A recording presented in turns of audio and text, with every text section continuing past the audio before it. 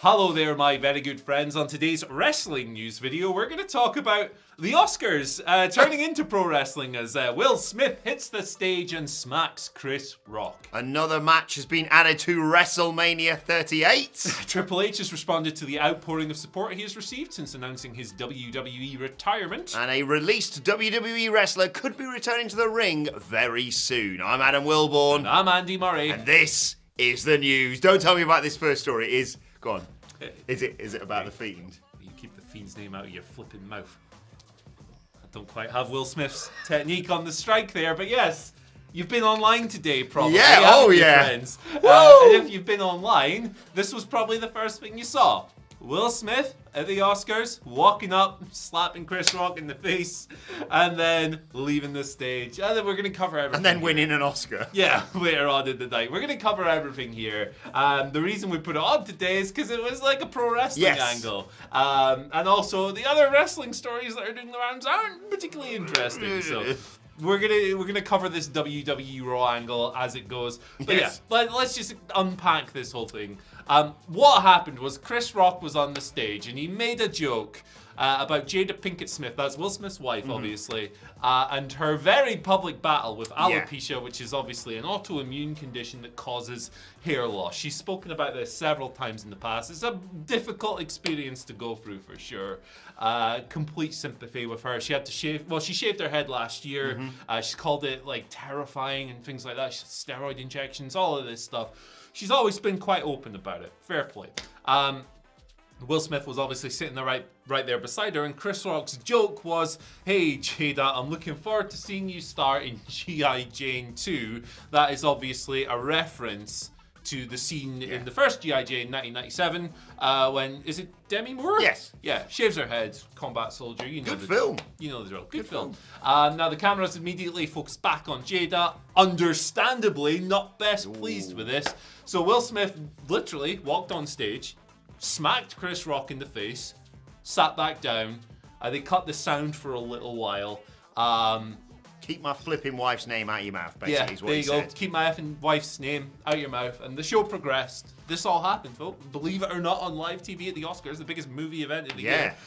This all went down. Later on, when Smith received an Oscar for King Richard, the first of his career, he did apologize for it. He said, "I want to apologize to the Academy. I want to apologize to my fellow nominees.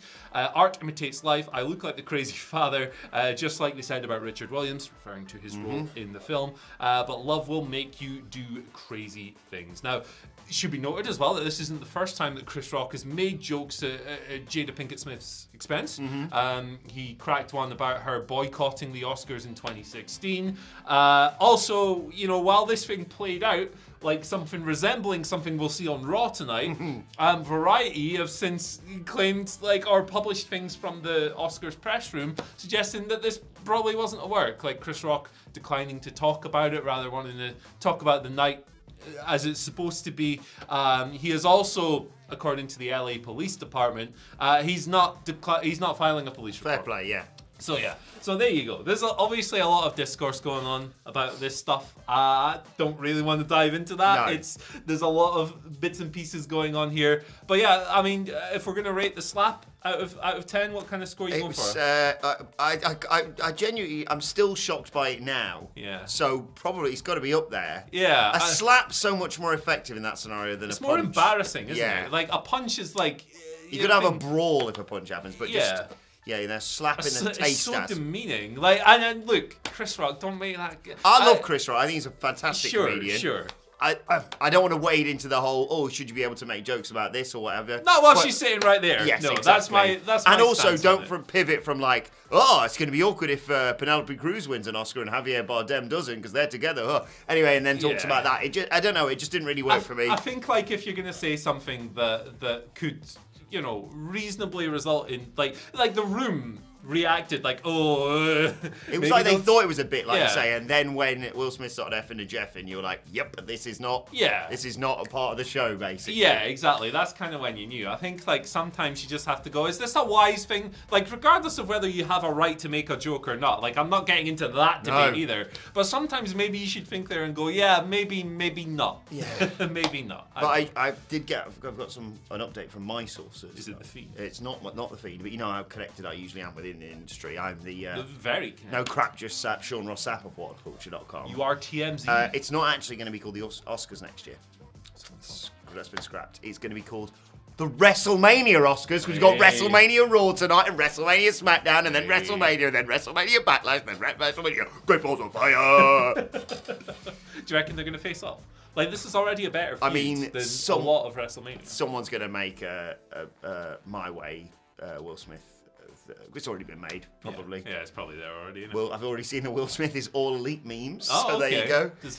Watch this space. We're getting a bidding war. I've no idea. Should we return to the sane world of professional wrestling now? Yeah, sure. Good. Okay, we are getting another match at WrestleMania 38. Fantastic news if you're a fan of The New Day. They will be in action. Obviously not Big E. We still wish him well. He's one of our favourite guys here at WhatCulture. We wish him well in his recovery from a broken neck, fractured vertebrae, of course. But his New Day brethren, Kofi Kingston and the returning King Woods, who came back on SmackDown this week. He has the best theme in WWE right now, in my opinion.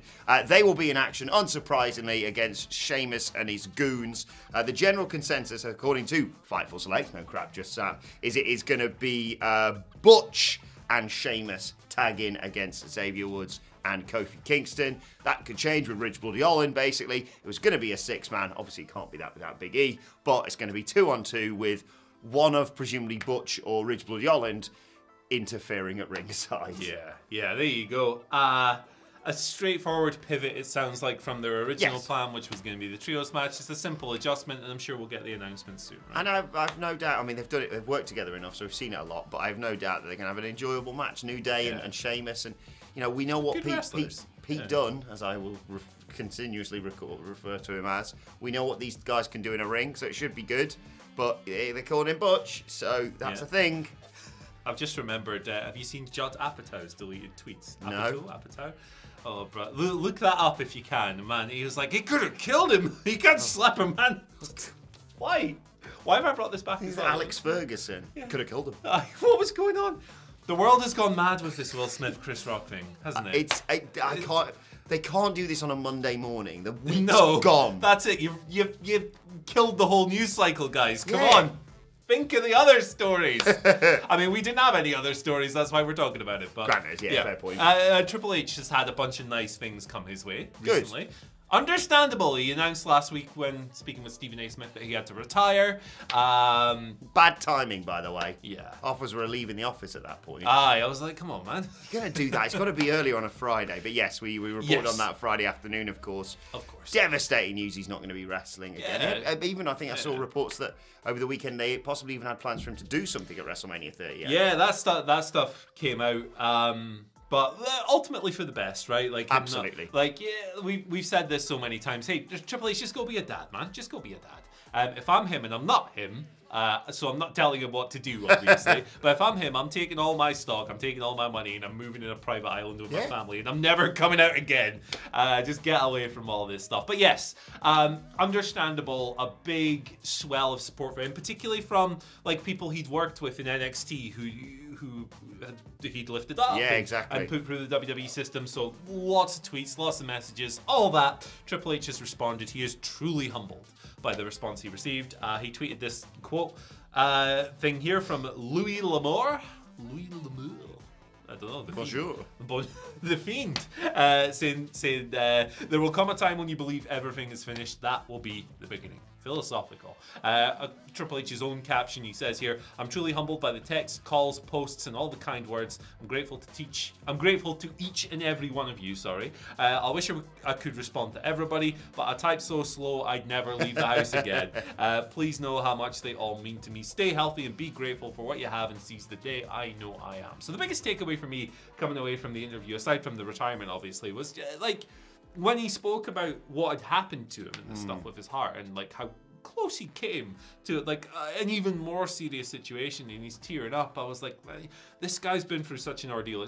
We knew this already, but it's so much bigger than pro wrestling. Exactly, and, yeah. Like, I'm sure, like, you know, what was his last match? I think it was a house show in Japan. I tagged him with Nakamura, I think, in Japan. Yeah, or whatever. But like, yeah, I mean, let's just let the guy exactly. Be chill now, right? Yeah. I mean, we said this on Friday, but as much as we will sit there and forever want our favourites to have one last match, one to really think they can ride off into the sunset. Preposterous to suggest that, obviously, with Trips. Yeah. And yeah, one of those things where you can't help but watch him talking about going into surgery and thinking, is this the last time I'm going to see my daughters again, and not be affected by that?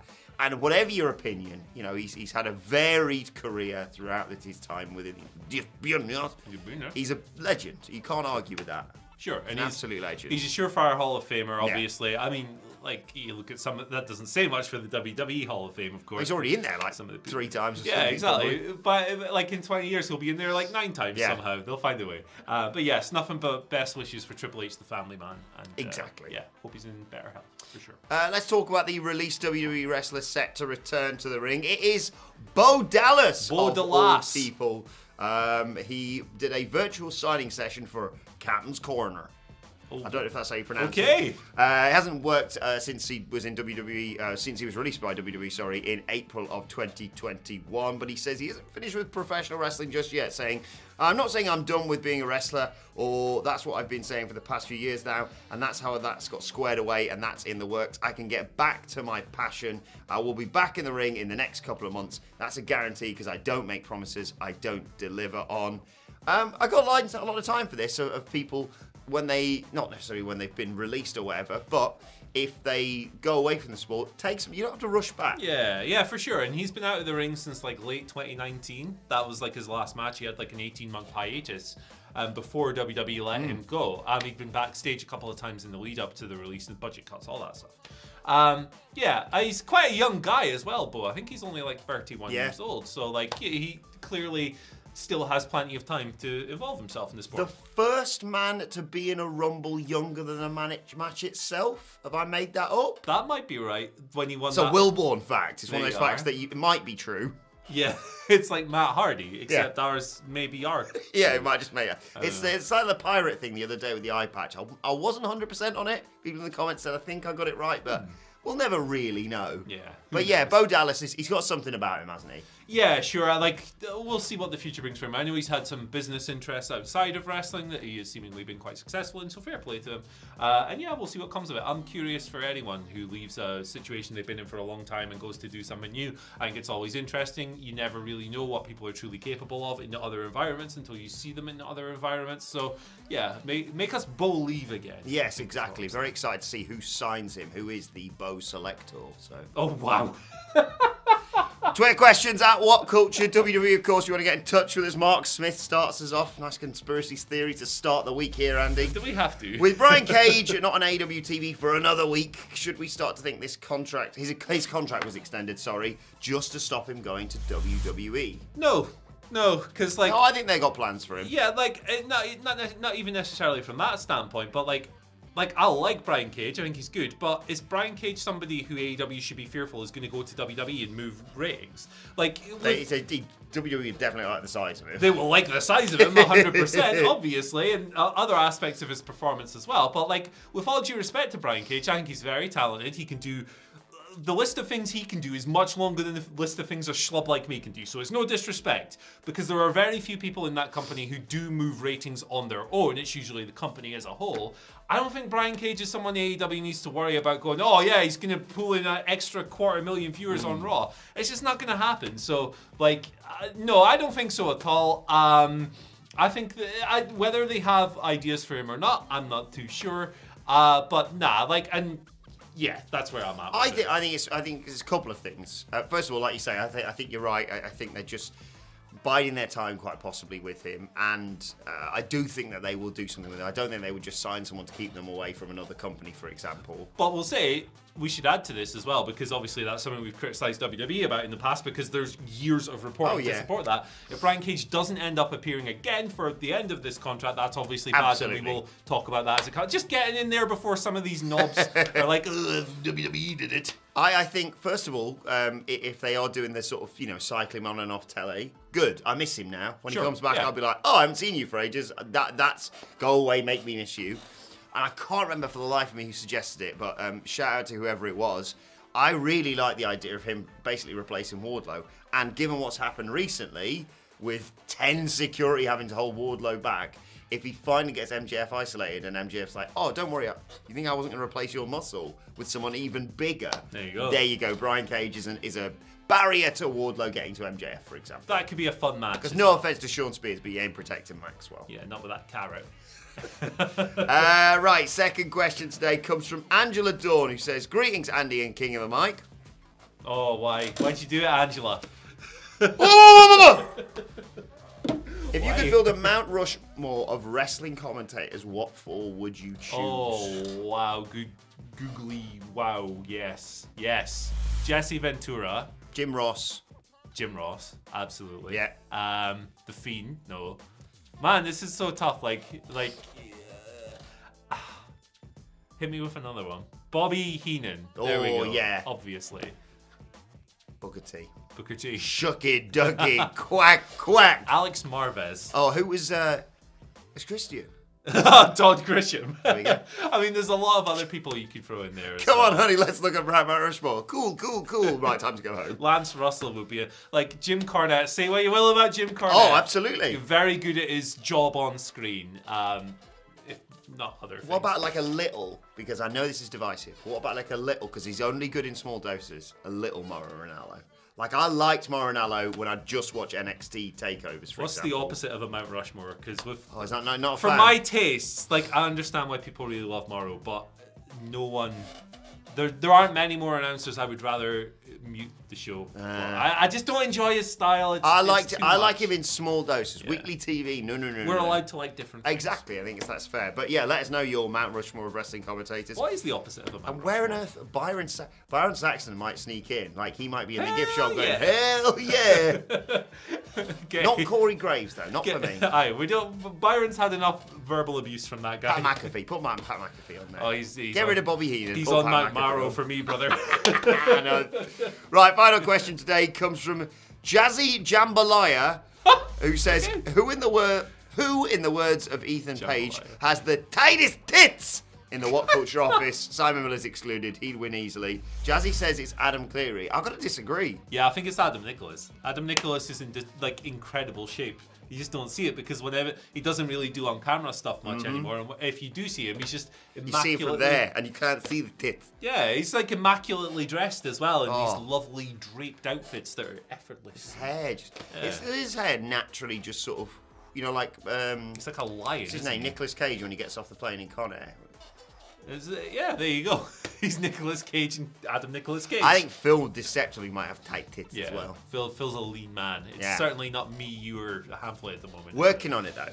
I mean, there's exercises you can do.